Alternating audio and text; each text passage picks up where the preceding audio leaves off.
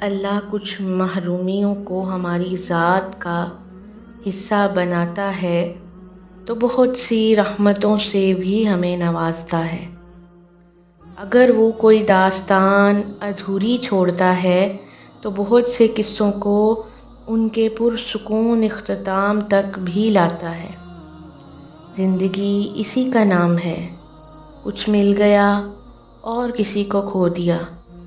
جو صبر نہیں کرتے وہ بے چینی میں ہمیشہ مبتلا رہتے ہیں، اور جو صبر کر لیتے ہیں اللہ انہیں اپنی چاہت میں سکون دے دیتا ہے۔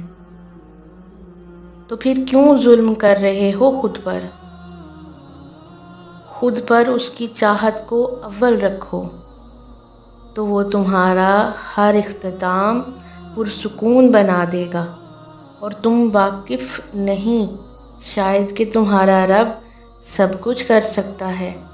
اس رب کے حوالے تمام معاملات کرنے کا مطلب پتہ ہے کیا ہے؟ اس کا مطلب ہوتا ہے کہ مکمل یقین کے ساتھ صبر کر جانا، اس بات کا اطمینان کر لینا کہ اب جو بھی ہوگا وہی بہترین ہوگا، کیونکہ وہ رب آپ سے بے حد محبت کرتا ہے۔ وہ کچھ بھی ایسا نہیں ہونے دے گا جو آپ کو نقصان پہنچائے، اور اس کی قدرت اتنی وسیع ہے کہ وہ آپ کی سب دعاؤں کو قبول کرے گا۔ تو جب معاملات اس کے سپرد کر دو تو خود کو ہر پریشانی سے آزاد بھی کر دیا کرو، کیونکہ وہ بہترین کارساز ہے۔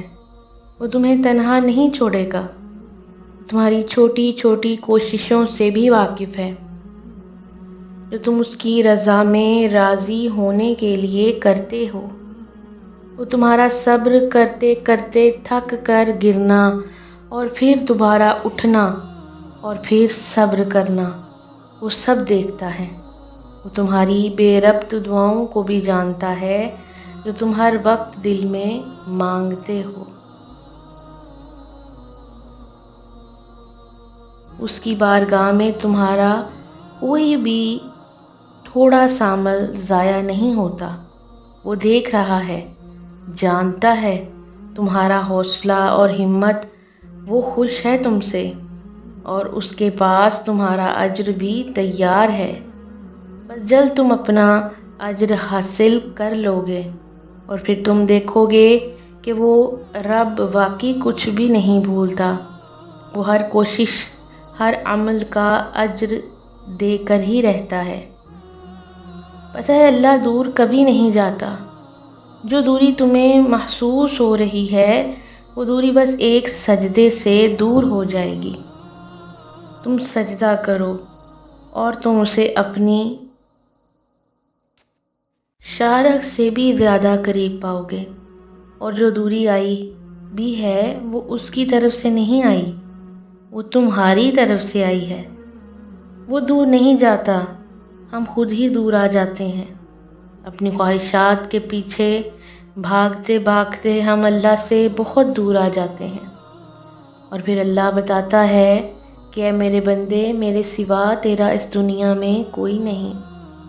وہ ہمیں اپنے بندوں کے ہاتھوں، انسانوں کے ہاتھوں ایسے توڑتا ہے اور ہمیں ایسے لوگ زخم دیتے ہیں کہ ہم ٹوٹ کر بکھر جاتے ہیں، اور جب ہم ٹوٹ کر بکھر جاتے ہیں تو پھر اپنے اللہ کی طرف رجوع کرتے ہیں۔ افسوس تو اس بات کا ہے کہ ہم اپنے ٹوٹنے کا انتظار کرتے ہیں، پھر اللہ کی طرف جاتے ہیں۔ ہمیں اللہ کی طرف جانے کے لیے ٹوٹنے کا انتظار نہیں کرنا چاہیے۔ وہ تو اپنی رحمت کی باہیں پھیلائے ہوئے ہمارا ہر وقت منتظر رہتا ہے۔ وہ تو ہمیں 70 ماؤں سے بھی زیادہ پیار کرتا ہے۔ تو یہ پروردگار کی طرف سے دوری نہیں، اس سے اس کی رحمت کو، اس کے کرم کو بھی ہمیں خالی ہاتھ میں نہیں لوٹائے گا۔ اس سے اس کی رحمت کو مانگو تو وہ کبھی بھی اپنے بندے کو مایوس نہیں ہونے دے گا۔